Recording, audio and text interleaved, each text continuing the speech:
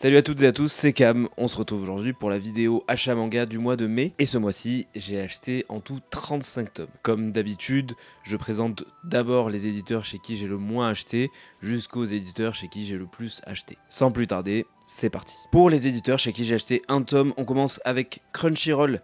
J'ai acheté le tome 16 de Chainsaw Man avec cette couverture alternative qui fait bien le job. Par contre, je sais pas si c'est que le mien, mais j'ai l'impression que ça s'abîme très vite. C'est assez rayé sur le dos. Donc dites-moi si vous aussi, votre tome est déjà rayé. Toujours un tome, et cette fois chez Glénat avec l'incontournable Blue Giant Explorer, la saison 3 de Blue Giant. On est sur le tome 4, et j'aime beaucoup les couleurs de ce tome, que ce soit à l'avant ou à l'arrière. Il me semble qu'on est déjà à la moitié de Blue Giant Explorer, parce que d'après les chiffres que j'avais vus, il me semble que cette saison dure 9 tomes. N'hésitez pas à me dire aussi en commentaire si je me trompe ou pas. Chez Kana, en un tome, Slam Dunk, tome 3 de cette perfecte édition qui n'en finit pas de me surprendre. Franchement, je la trouve vraiment très belle. Chez Vega Dupuis, Holy Land, le tome 7. Pas un énorme fan de la couverture de ce tome 7, mais j'aime beaucoup ce qu'il y a dedans, donc c'est ça qui compte. Chez Mangetsu, le tome 4 de Land, je vous l'avais dit dans une précédente vidéo, je continue de les acheter parce que j'aime beaucoup la série.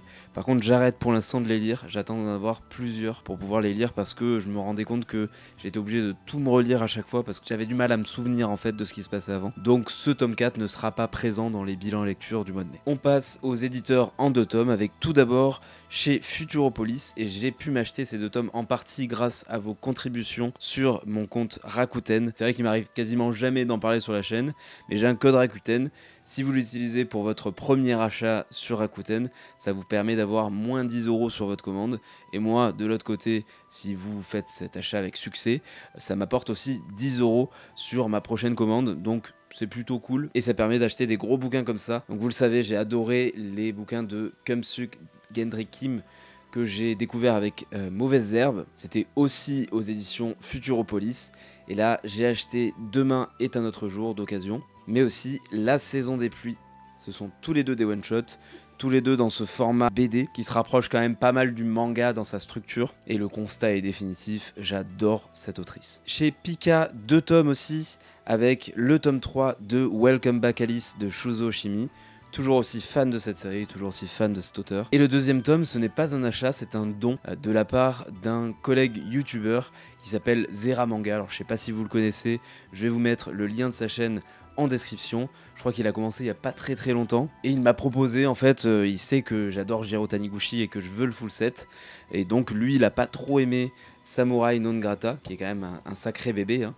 Et il m'a proposé très gentiment sur Discord de me l'envoyer gratuitement. Donc vraiment super sympa de sa part. En fait, il préférait le donner à un fan de Jiro Taniguchi plutôt que de le revendre comme ça. Et ça m'a fait super plaisir, donc j'ai accepté. Et ça me fait un Jiro Taniguchi de plus dans ma collection. Encore merci Zera pour ta générosité. Chez Kiyun, 2 tomes également, mais je ne vous en présenterai qu'un. Il y a Frieren dans son édition collector. Alors c'est une des seules séries où je continue à prendre tous les collectors. J'avais commencé avec le tome 1. Dès qu'il était sorti. Et je les trouve assez jolis en général, les coffrets ont des belles illustrations. Ça prend pas non plus une place monstre dans la mangatech. Et voilà, ça me plaît bien, donc je continue à les prendre. Et le 2e tome, vous ne le verrez pas ici parce que je l'ai acheté ce mois-ci, mais je l'ai aussi revendu ce mois-ci. Il s'agit de DRCL, le tome 2. On en parlera dans le bilan lecture.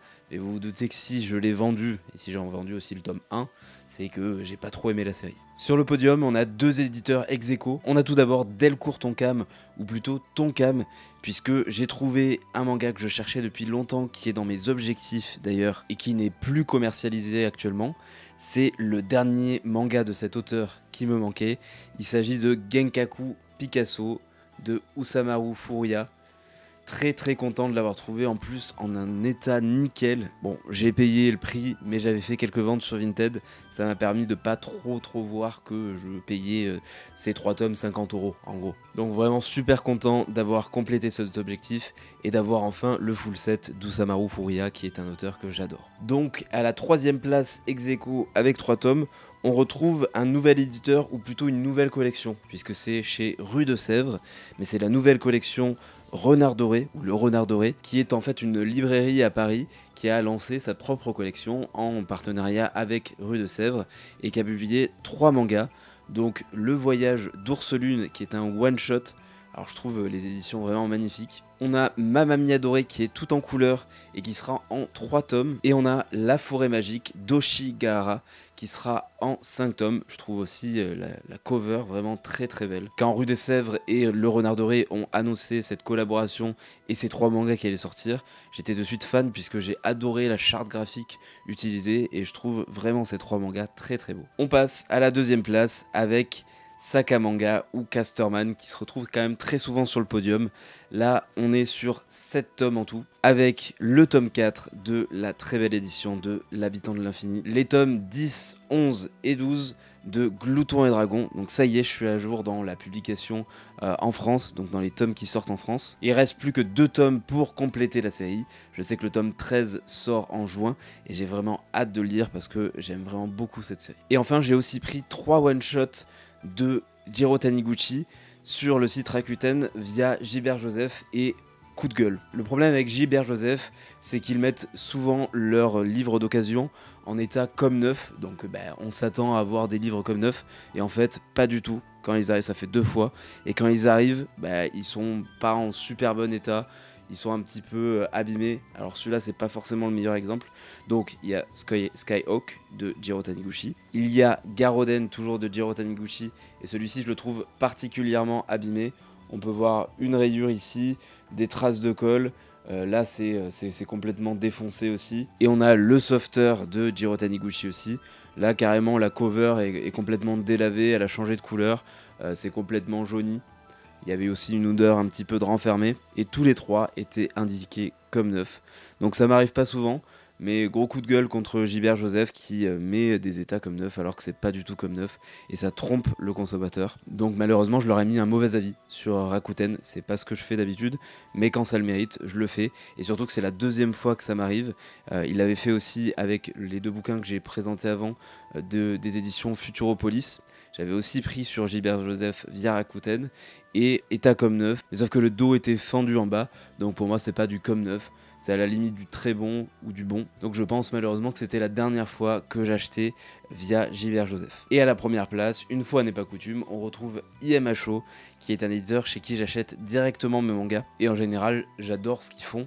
Donc je veux tout découvrir en fait ce qu'ils font. Donc 10 tomes ce mois-ci avec tout d'abord Animus, le piqueur d'étoiles du même mangaka que le semeur d'étoiles que j'avais déjà acheté chez eux. Mind Game, un très beau bébé. Les 2 tomes de Opus de Satoshi Kon, toujours du même auteur que le semeur d'étoiles et le piqueur d'étoiles. On a Regarde la forêt avec une cover qui m'avait toujours intrigué, donc très content de l'avoir en ma possession. Un manga que j'attendais beaucoup parce que j'adore cet auteur, c'est La Fillette de l'Enfer d'Hideshi Enno, qui est mon auteur d'horreur préféré, et celui-ci est vraiment bon aussi. Un autre auteur que j'adore, Shintaro Kago, avec Présence de corps étrangers, un petit peu dans la même vibe que Ville et Infrastructure ou que Une collision mortelle, etc. Toujours un plaisir de lire du Shintaro Kago. Également Tokyo Zombie, que j'ai reçu il y a vraiment pas longtemps, le Labyrinthe des rasoirs, alors celui-ci vraiment pour public averti, et enfin Neko Kappa, ce qui fait qu'actuellement je cumule à peu près 60 tomes chez IMHO. J'ai vraiment envie de découvrir tout leur catalogue, donc je continue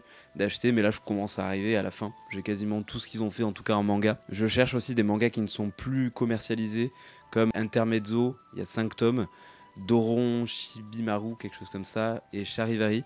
Si vous les trouvez, n'hésitez pas à me le dire, ou si vous les vendez, n'hésitez pas à me le dire, je suis très intéressé. Et c'est la fin de cet achat manga du mois de mai. Merci à toutes et à tous pour votre soutien. N'hésitez pas à vous abonner à la chaîne pour me soutenir, à mettre un petit pouce bleu à la vidéo et à me dire en commentaire ce que vous avez acheté lors de ce mois de mai. Nous on se retrouve très vite pour de prochaines vidéos. En attendant, prenez soin de vous. Je vous dis à la prochaine. Ciao.